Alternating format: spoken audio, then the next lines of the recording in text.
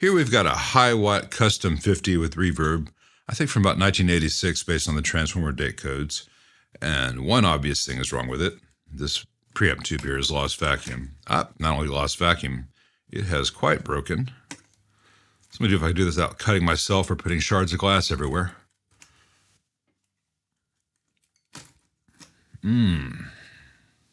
Not a good sign. This was a Baldwin labeled tube, made in USA, 12AX7. Anyway, it is with us no more. Let's see if I can pull this out.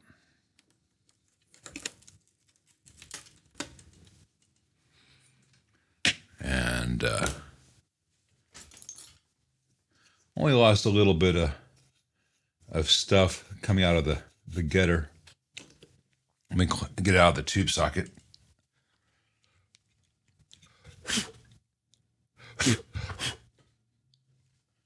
That was some fancy work you saw there, picking up and blowing all the dust out, but that actually seems to have done the trick. I will be cleaning all these tube sockets again, but that's the worst of it. So I'm going to put this Sovtech kind of generic 12AX7 WB in here. It's not the tube of anyone's dreams, but it tends to work, and that gets us halfway through the battle. And like I said, this amp, according to the date codes on the transformers, is most likely from 1986. There's a tag here on the back from Mark Huss, who was a very good tech, very well-respected tech, who serviced this amp in 2007. And then these two KT77s, these JJs, have a date code of 23. So in September of 23, these were installed. But look at the discoloration. I don't know if it comes across on the screen, but the JJ logo has gone from red to a very dark brown on this one. It's still more red on this. So this tube has been drawing more current than this one. So I suspect that shattered 12AX7 was the immediate cause of what the owner noticed. This tube should not be discoloring so fast in less than a year, especially compared to its compatriot here, its comrade. So I think we're probably going to be changing these tubes, but let's see why this particular one is drawing more current than its friend. All right, there's a resistor here in the bias supply, which is darkened a little bit in the middle. I'll be changing that out. I'll find the schematic for this particular amp and have a better sense of everything soon. But that immediately drew my attention. Let's check these resistors, the grid stoppers and the screen grids. All right, this one measures 1.056K. This measures 1.044K, 21.81K, 21.88K. So the grid stoppers and screen grids seem to be okay.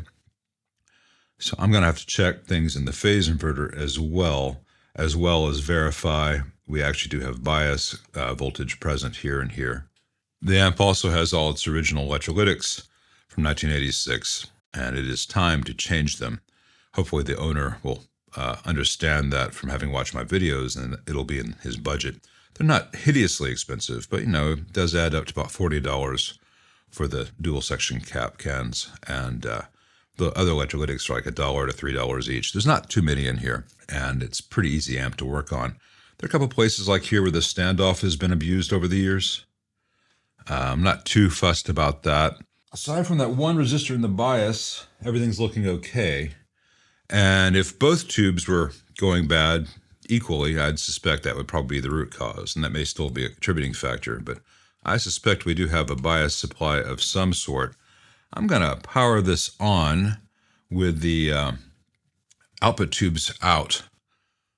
I don't want to have the output tubes in the equation yet. First, I'm going to check the fuse values. Needs to be 2 amp on the left and 5 amp on the right, according to this. And that seems correct for US voltages. So 2 amp is correct. There's a little bit of damage to the fuse holder, but not anything too worrying at this point. Let me put this one back.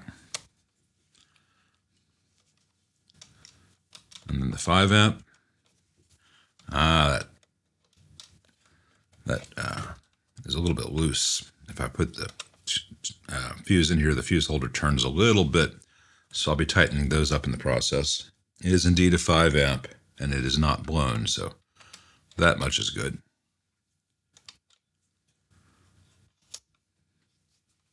See how the whole fuse holder turns? I'll tighten those up in a moment. And this one's got a little bit of a loosey-goosey in this situation too. It's real important that your fuse holders stay tight. But that's just, seriously, just turning a nut inside. That's pretty simple to do. So let me hook up an IEC cable here and power this on and take some voltages. Okay, it's powered on. I can hear that it's on. Nothing is plugged into the speaker. Since I don't have any output tubes, I don't have to worry about having a load. But I'm hearing a hum coming from the power transformer. So that's always a thing with these. Anyway, let's check our voltages. Let's check the, let me get the leads untangled and find a place where I can prop the negative into the chassis for ground. There we go. All right, so here at this grid stopper, negative 39.77, 39.75, 39.67, 39.68. So that's all good. Let's take it out of standby. 481, 481.1. Those were the screens, and the plates are 485.8, 486. I'm looking at the cathode grounds on both tubes. This one, I don't know if you can see that. Okay. You see that? That solder joint looks a little solder starved, not great. That shouldn't stress out the tube though. And this is coming off. This resistor, which has got some darkening, is on the AC side of the bias. The raw bias here is negative 40. All right, well, I'm going to power it off. I put the output tubes back in place to hook up a speaker and just see what the sound is. Now that I've changed out that preamp tube, that'll tell me how noisy everything is. It may be that there's no appreciable hum, even though chronologically those filter caps are due to be replaced, or it may be a noise fest. The issue here, and in this case, is that since one of those tubes is so discolored, the output tubes, the KT77, it may have a hum just because the output tubes aren't each pulling their own share of the load. But let me set up for that and we'll check right back in. Before I power it on, I also want to point out that these jacks on the rear have lost all of their ability to retain a speaker plug. That's a real unsecure connection. This one's not much better. Let's see what the effects loop are like. Not much better. And the input jacks, yeah, they've all lost any mechanical strength they ever had. But most critically, right here on the speaker connection, I would not trust this for a 50-watt amp. And this might actually be contributing to the output tubes having a short life. If that connection is not consistent and is affected by vibration, because this thing should not be moving like this in this plug. People talk about cliff jacks being the best ever. And, you know, cliff jacks tend to be pretty good. So are Neutrik, so are Amphenol. But this plastic nose variant is the weakest of all. I much prefer the chrome nose variant. They have much tighter grip on things, and they don't wear out as fast. And they also aren't prone to shearing off. So I'll discuss all those with the owner. I'm powered on now, and I'll just try not to move this at all, though it, you know, you can see it's got the wiggles. Let's power it on. I've got the channel volumes off. The treble mid bass and present, well, the treble mid bass at noon, presence about 10 o'clock, the master about 9 o'clock, and the reverb off. I'll turn the master up and see what the noise floor is like, but in case there's a bad noise, I'm gonna start with the master at 0, take it out of standby. All right, with the master all the way at 0, there's a hum coming from the speaker that I can hear. So I do suspect it would be in everyone's best interest to have this amp recapped. I'm not trying to upsell the owner.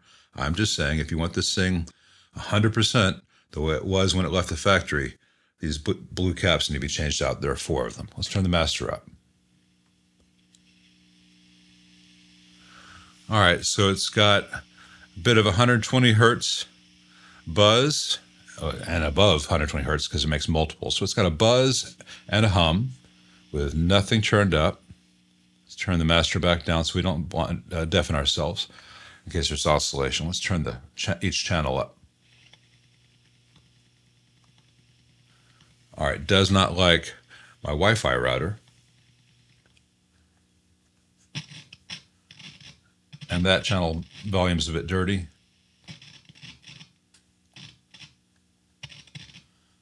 Let's put a guitar in and see what things sound like.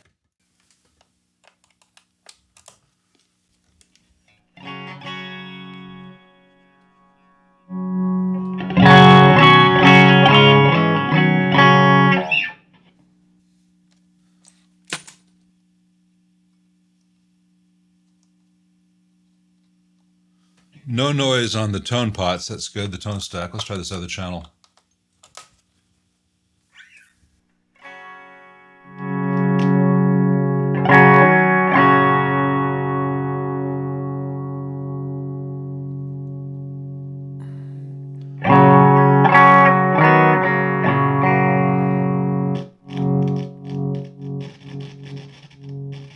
I'm going to give that a squirt of cleaner and lube real quick and just see if that takes care of all that.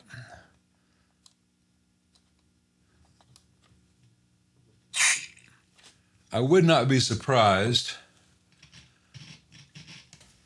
if I pull this board out that many of the solder joints in those pots are not their best. Much better. All that noise is gone.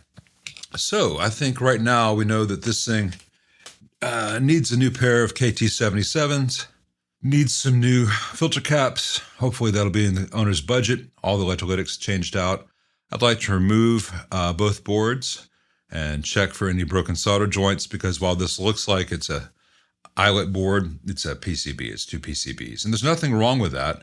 But, you know, over time, especially with a PCB mounted by the pots like you have in this amp and Marshalls and Voxes of that same period, all the joints get stressed.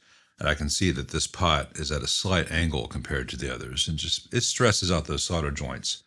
I mean, we're not getting any audio evidence of that, but it's very likely that at least a few of those solder joints need to be retouched from the other side.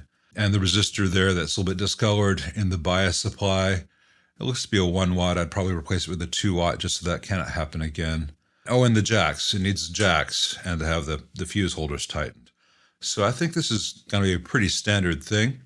And after the owner sees this video, he and I will talk and see if all that work gets approved and, you know, any questions he may have at that point.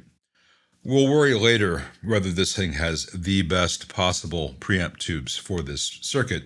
In the meantime, it is at least making music again. So we'll continue this once I hear from the owner. And until then, thanks for watching.